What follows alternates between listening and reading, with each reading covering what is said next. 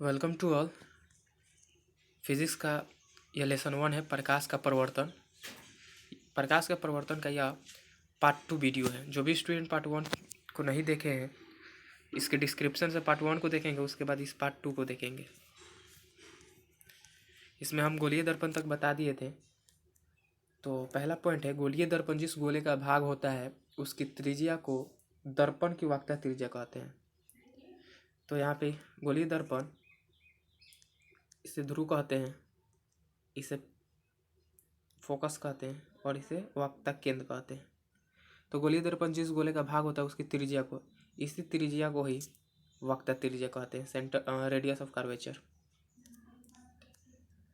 Next point, गोलीय दर्पण में ध्रुव से वक्रता केंद्र को मिलाने वाली सरल रेखा को दर्पण का मुख्य अक्ष कहते हैं।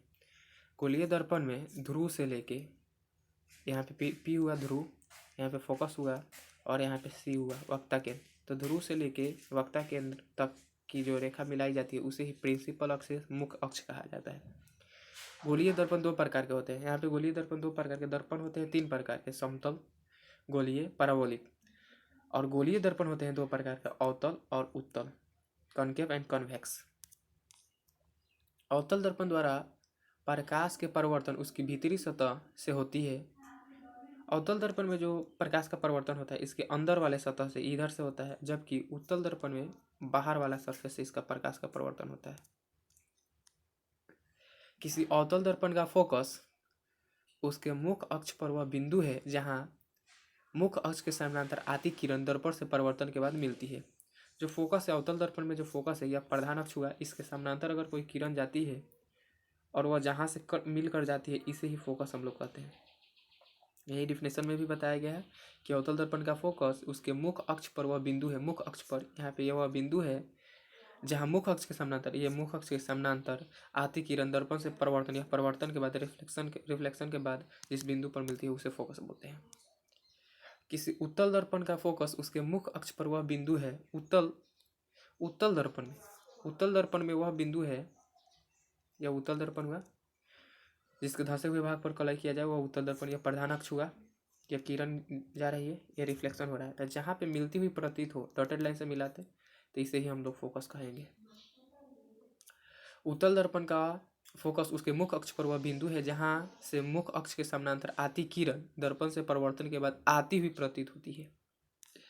नेक्स्ट पॉइंट है, गोलीय दर्पण के ध्रुव से उसके फोकस की दूरी को उस दर्पण की फोकस दूरी कहते हैं। इसे एफ से सूचित किया जाता है। फोकल लेंथ, ध्रुव से लेके फोकस के बीच की दूरी को फोकस दूरी, फोकल लेंथ कहते हैं। इसे स्मॉल एफ से सूचित किया जाता है। गोलीय दर्पण की फोकस दूरी एफ और उसकी वक्रता त्रिज्या को कैपिटल आर से सूचित करते हैं कि आधी होती है। यहाँ पे एफ और आर में जो रिलेशन होता है, एफ बराबर आर बाई 2 होता है रिलेशन, यानी फोकस जो होता है वक्रता त्रिज्या की आधी होती है, जबकि वक्रता त्रिज्या फोकस की दुगुनी होती है। गोलीय दर्पण के मुख्य अक्ष के समानांतर आने वाली किरण दर्पण से परिवर्तन के बाद यदि अवतल हो तो उसे फोकस से होकर जाती है। यदि अगर कोई किरण प्रधान अक्ष के समानांतर जाती है तो अगर अवतल दर्पण हो तो वह फोकस से होकर जाती है, जबकि उत्तल दर्पण हो तो वह फोकस से आती हुई प्रतीत होती है, इधर से निकलती हुई प्रतीत होगी। जब कोई किरण गोलीय दर्पण के फोकस की दिशा में आपतित होती है, वह परिवर्तन के बाद दर्पण के मुख्य अक्ष के समानांतर निकलती है। अगर कोई किरण है, यह फोकस, ये पी हुआ, यह एफ हुआ, तो अगर कोई किरण फोकस से होकर जाती है तो परिवर्तन के बाद वह प्रधान अक्ष के समानांतर हो जाएगी। ये दोनों आपस में समानांतर हो गए तो प्रधान अक्ष के समानांतर हो जाती है।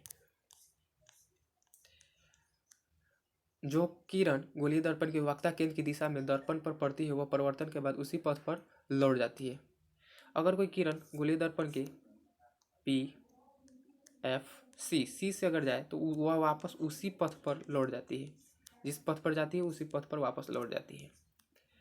निर्देशांक चिन्ह परिपाटी के अनुसार, साइन कन्वेंशन के अनुसार, अवतल दर्पण की वक्रता त्रिज्या आर और फोकस दूरी ऋणात्मक होती है। अवतल दर्पण की वक्रता त्रिज्या और फोकस दूरी दोनों लेफ्ट में होती है, बाईं ओर होती है, तो यह दोनों माइनस में होगा। साइन कन्वेंशन में रूल है कि लेफ्ट में बाईं ओर सभी दूरियां दर्पण के ध्रुव से मापी जाएगी और बाईं ओर मापी गई दूरियां ऋणात्मक होती है, जबकि दाईं ओर मापी गई दूरियां धनात्मक होती है।